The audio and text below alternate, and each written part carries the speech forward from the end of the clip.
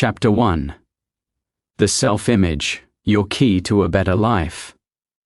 During the past decade, a revolution has been quietly going on in the fields of psychology, psychiatry, and medicine. New theories and concepts concerning the self have grown out of the work and findings of clinical psychologists, practicing psychiatrists, and cosmetic or so-called plastic surgeons.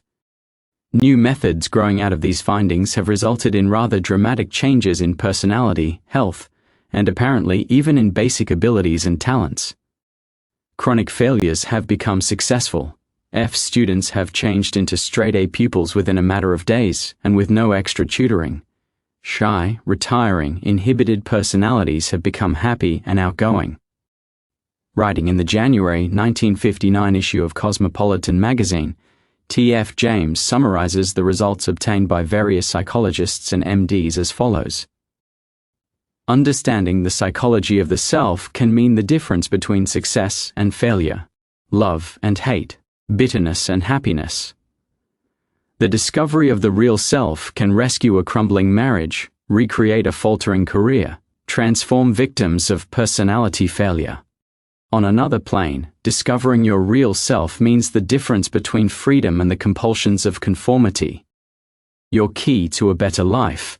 The most important psychological discovery of this century is the discovery of the self-image, whether we realize it or not. Each of us carries about with us a mental blueprint or picture of ourselves. It may be vague and ill-defined to our conscious gaze. In fact, it may not be consciously recognizable at all. But it is there, complete down to the last detail.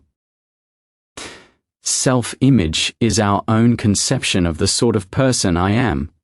It has been built up from our own beliefs about ourselves, but most of these beliefs about ourselves have unconsciously been formed from our past experiences, our successes and failures, our humiliations, our triumphs, and the way other people have reacted to us, especially in early childhood.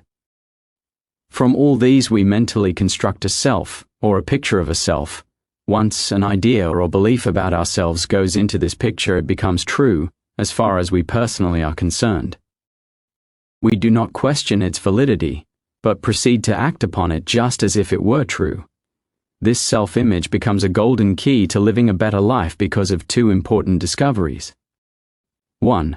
All your actions, feelings, behavior, even your abilities, are always consistent with this self-image. In short, you will act like the sort of person you conceive yourself to be. Not only this, but you literally cannot act otherwise, in spite of all your conscious efforts or willpower. The man who conceives himself to be a failure-type person will find some way to fail, in spite of all his good intentions or his willpower, even if opportunity is literally dumped in his lap. The person who conceives himself to be a victim of injustice, one who is meant to suffer, will invariably find circumstances to verify his opinions. The self-image is a premise, a base, or a foundation, upon which your entire personality, your behavior, and even your circumstances are built. Because of this, our experiences seem to verify, and thereby strengthen our self-images, and a vicious or a beneficent cycle, as the case may be, is set up. For example, a schoolboy who sees himself as an F-type student, or one who is dumb in mathematics, will invariably find that his report card bears him out. He then has proof. A young girl who has an image of herself as the sort of person nobody likes will find indeed that she is avoided at the school dance. She literally invites rejection.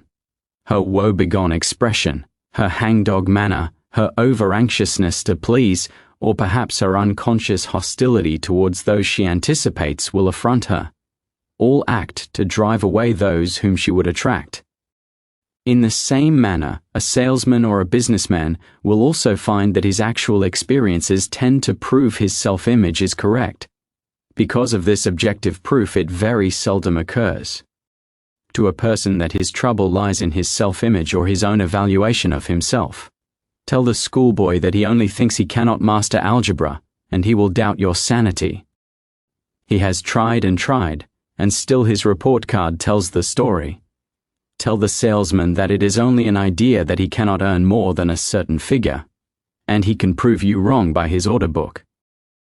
He knows only too well how hard he has tried and failed. Yet, as we shall see later, almost miraculous changes have occurred both in grades of students and in the earning capacity of salesmen, when they were prevailed upon to change their self-images. 2. The self-image can be changed. Numerous case histories have shown that one is never too young nor too old to change his self-image, and thereby start to live a new life. One of the reasons it has seemed so difficult for a person to change his habits, his personality, or his way of life, has been that heretofore nearly all efforts at change have been directed to the circumference of the self, so to speak, rather than to the center. Numerous patients have said to me something like the following: "If you are talking about positive thinking, I've tried that before and it just doesn't work for me." However, a little questioning invariably brings out that these individuals have employed positive thinking, or attempted to employ it, either upon particular external circumstances, or upon some particular habit or character defect. I will get that job. I will be more calm and relaxed in the future. This business venture will turn out right for me, etc. But they had never thought to change their thinking of the self, which was to accomplish these things. Jesus warned us about the folly of putting a patch of new material upon an old garment, or of putting new wine into old bottles. Positive thinking cannot be used effectively as a patch or a crutch to the same self-image. In fact, it is literally impossible to really think about a particular situation, as long as you hold a negative concept of self. And numerous experiments have shown that once the concept of self is changed, other things consistent with the new concept of self are accomplished easily and without strain.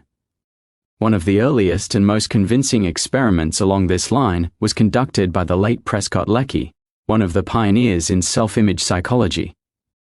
Leckey conceived of the personality as a system of ideas, all of which must seem to be consistent with each other. Ideas which are inconsistent with the system are rejected, not believed, and not acted upon. Ideas which seem to be consistent with the system are accepted. At the very center of this system of ideas, the keystone, the base upon which all else is built, is the individual's ego ideal, his self-image, or his conception of himself. Leckey was a schoolteacher and had an opportunity to test his theory upon thousands of students. Leckey theorized that if a student had trouble learning a certain subject, it could be because, from the student's point of view, it would be inconsistent for him to learn it. Leckey believed, however, that if you could change the student's self-conception, which underlies this viewpoint, his attitude toward the subject would change accordingly. If the student could be induced to change his self-definition, his learning ability should also change. This proved to be the case. One student who misspelled 55 words out of 100 and flunked so many subjects that he lost credit for a year, made a general average of 91 the next year and became one of the best spellers in school. A boy who was dropped from one college because of poor grades entered Columbia and became a straight-A student. A girl who had flunked Latin 4 times after 3 talks with the school counselor finished with a grade of 84.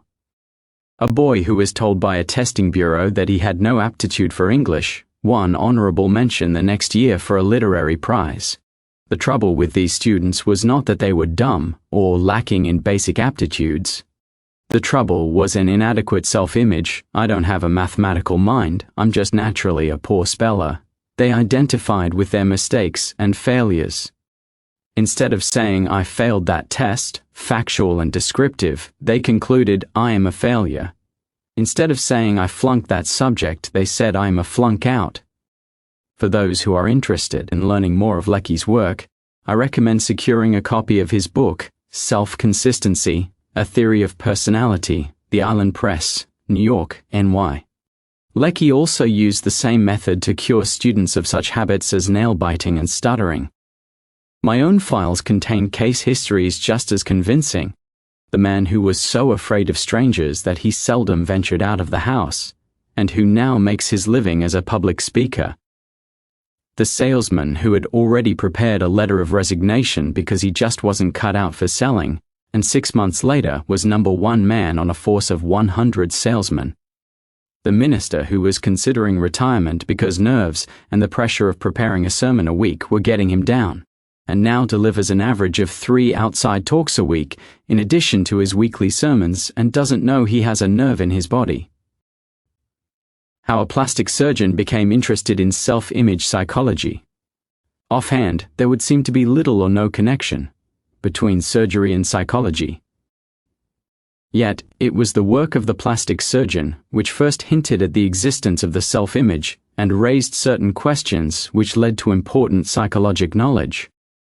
When I first began the practice of plastic surgery many years ago, I was amazed by the dramatic and sudden changes in character and personality, which often resulted when a facial defect was corrected. Changing the physical image in many instances appeared to create an entirely new person. In case after case, the scalpel that I held in my hand became a magic wand that not only transformed the patient's appearance, but transformed his whole life. The shy and retiring became bold and courageous. A moronic, stupid boy changed into an alert, bright youngster who went on to become an executive with a prominent firm. A salesman who had lost his touch and his faith in himself became a model of self-confidence.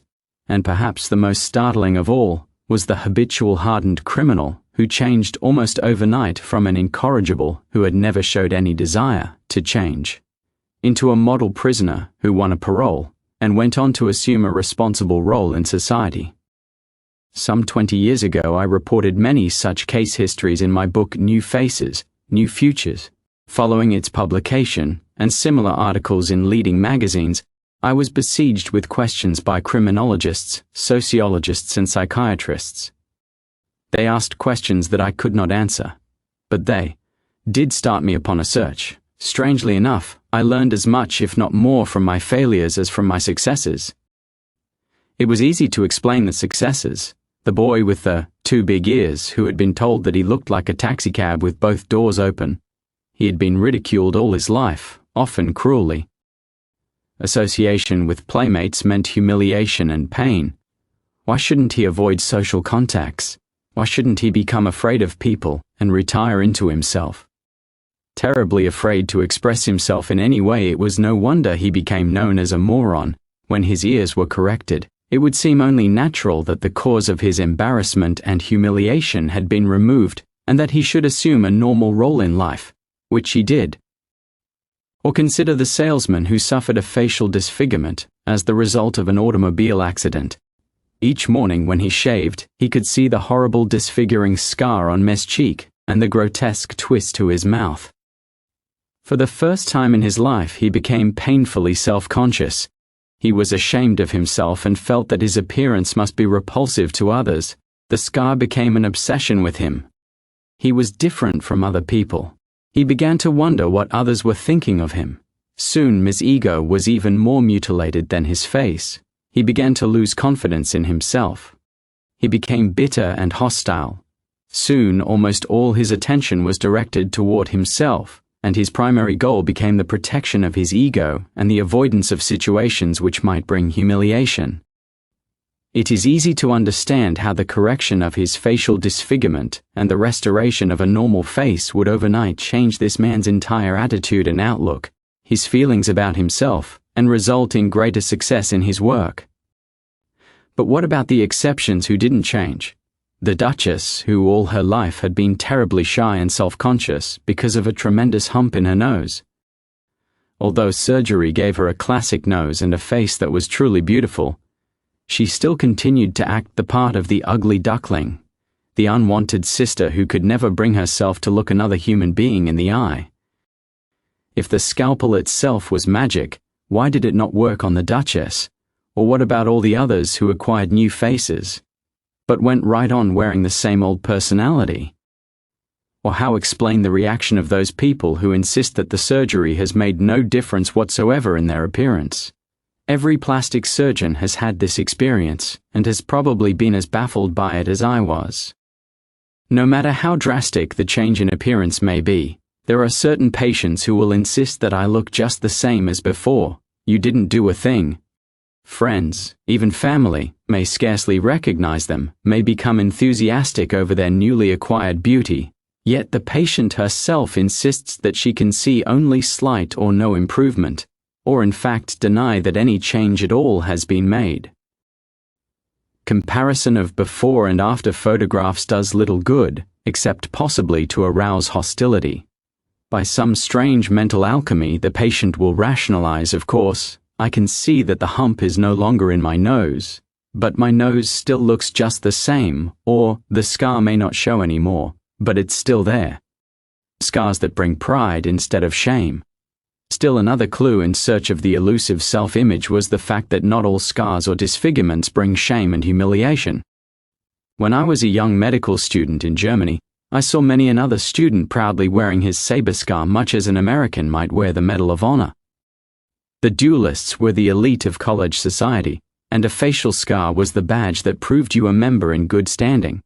To these boys, the acquisition of a horrible scar on the cheek had the same psychologic effect as the eradication of the scar from the cheek of my salesman patient.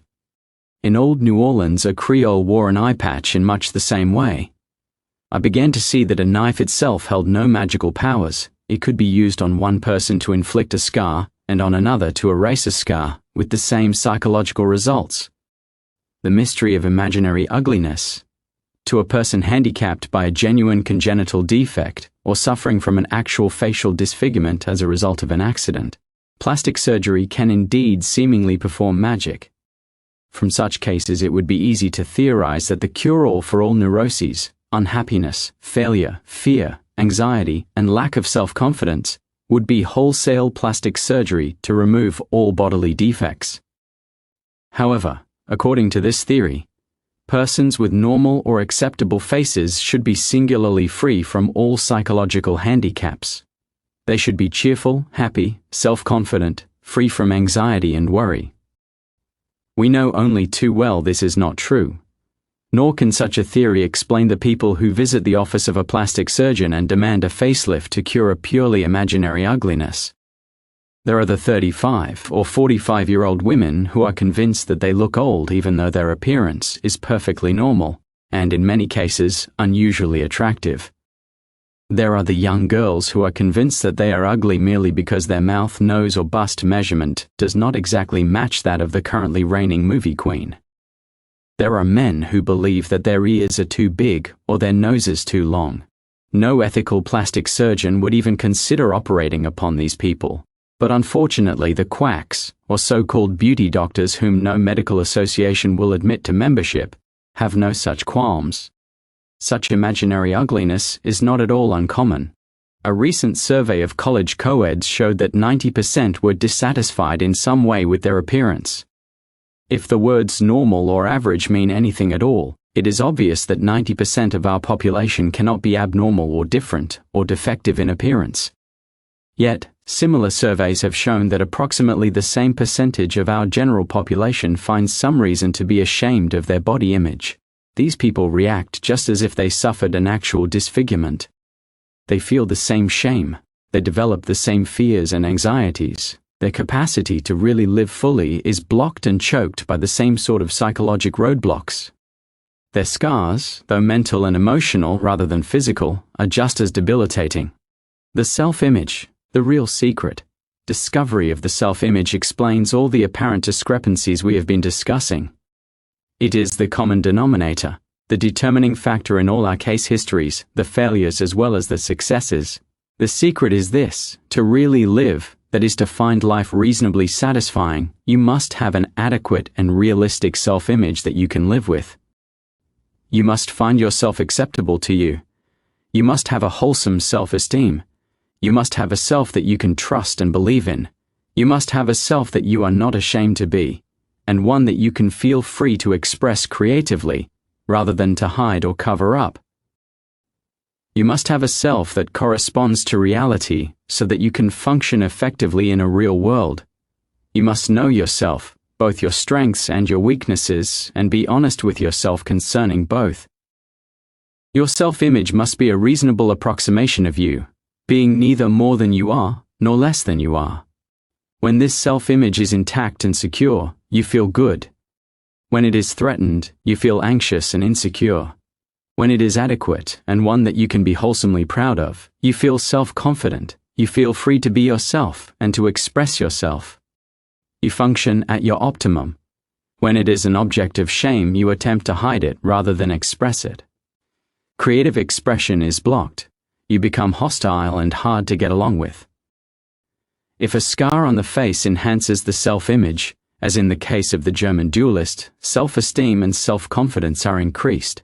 If a scar on the face detracts from the self-image, as in the case of the salesman, loss of self-esteem and self-confidence results. When a facial disfigurement is corrected by plastic surgery, dramatic psychologic changes result only if there is a corresponding correction of the mutilated self-image. Sometimes the image of a disfigured self persists even after successful surgery, much the same as the phantom limb may continue to feel pain years after the physical arm or leg has been amputated. I begin a new career. These observations led me into a new career. Some 15 years ago, I became convinced that the people who consult a plastic surgeon need more than surgery, and that some of them do not need surgery at all. If I were to treat these people as patients, as a whole person, rather than as merely a nose, ear, mouth, arm, or leg, I needed to be in a position to give them something more. I needed to be able to show them how to obtain a spiritual facelift, how to remove emotional scars, how to change their attitudes and thoughts, as well as their physical appearance. This study has been most rewarding. Today, I am more convinced than ever that what each of us really wants, deep down, is more life, happiness, success, peace of mind, or whatever your own conception of supreme good may be, is experienced in its essence as more life. When we experience expansive emotions of happiness, self-confidence, and success, we enjoy more life. And to the degree that we inhibit our abilities, frustrate our God-given talents, and allow ourselves to suffer anxiety, fear, self-condemnation, and self-hate, we literally choke off the life force available to us and turn our back upon the gift which our Creator has made. To the degree that we deny the gift of life, we embrace death. Your program for better living. In my opinion, psychology during the past 30 years has become far too pessimistic regarding man and his potentiality for both change and greatness. Since psychologists and psychiatrists deal with so-called abnormal people, the literature is almost exclusively taken up with man's various abnormalities, his tendencies towards self-destruction. Many people, I am afraid, have read so much of this type of thing that they have come to regard such things as hatred, the destructive instinct, guilt, self-condemnation, and all the other negatives as normal human behavior. The average person feels awfully weak and impotent when he thinks of the prospect of pitting his puny will against these negative forces in human nature in order to gain health and happiness. If this were a true picture of human nature and the human condition, self-improvement would indeed be a rather futile thing. However, I believe, and the experiences of my many patients have confirmed the fact, that you do not have to do the job alone. There is within each one of us a life instinct, which is forever working toward health, happiness, and all that makes for more life for the individual. This life instinct works for you through what I call the creative mechanism, or when used correctly, the success mechanism built into each human being. New scientific insights into subconscious mind. The new science of cybernetics has furnished us with convincing proof that the so-called subconscious mind is not a mind at all, but a mechanism, a goal-striving servo mechanism consisting of the brain and nervous system, which is used by and directed by mind. The latest and most usable concept is that man does not have two minds, but a mind, or consciousness, which operates an automatic goal-striving machine. This automatic goal-striving machine functions very similarly to the way that electronic servo mechanisms function, as far as basic principles are concerned, but it is much more marvelous, much more complex than any electronic brain or guided missile ever conceived by man. This creative mechanism within you is impersonal. It will work automatically and impersonally to achieve goals of success and happiness, or unhappiness and failure, depending upon the goals which you yourself set for it. Present it with success goals and it functions as a success mechanism. Present it with negative goals, and it operates just as impersonally and just as faithfully as a failure mechanism. Like any other servo mechanism, it must have a clear-cut goal, objective, or problem to work upon. The goals that our own creative mechanism seeks to achieve are mental images or mental pictures which we create by the use of imagination. The key goal image is our self-image. Our self-image prescribes the limits for the accomplishment of any particular goals. It prescribes the area of the possible. Like any other servo mechanism, our creative mechanism works upon information and data which we feed into it, our thoughts, beliefs, interpretations. Through our attitudes and interpretations of situations, we describe the problem to be worked upon. If we feed information and data into our creative mechanism to the effect that we ourselves are unworthy, inferior, undeserving, incapable, a negative self-image, this data is processed and acted upon as any other data in giving us the answer in the form of objective experience. Like any other servo mechanism, our creative mechanism makes use of stored information or memory in solving current problems and responding to current situations. Your program for getting more living out of life consists in, first of all, learning something about this creative mechanism or automatic guidance system within you and how to use it as a success mechanism rather than as a failure mechanism. The method itself consists in learning, practicing, and experiencing new habits of thinking, imagining, remembering, and acting in order to 1. Develop an adequate and realistic self-image and 2. Use your creative mechanism to bring success and happiness in achieving particular goals. If you can remember, worry, or tie your shoe, you can succeed. As you will see later, the method to be used consists of creative mental picturing, creatively experiencing through your imagination, and the formation of new automatic reaction patterns by acting out and acting as if. I often tell my patients that if you can remember, worry, or tie your shoe, you will have no trouble applying this method. The things you are called upon to do are simple, but you must practice and experience. Visualizing creative mental picturing is no more difficult than what you do when you remember some scene out of the past or worry about the future. Acting out new action patterns is no more difficult than following through on tying your shoes in a new and different manner each morning, instead of continuing to tie them in your old habitual way without thought or decision.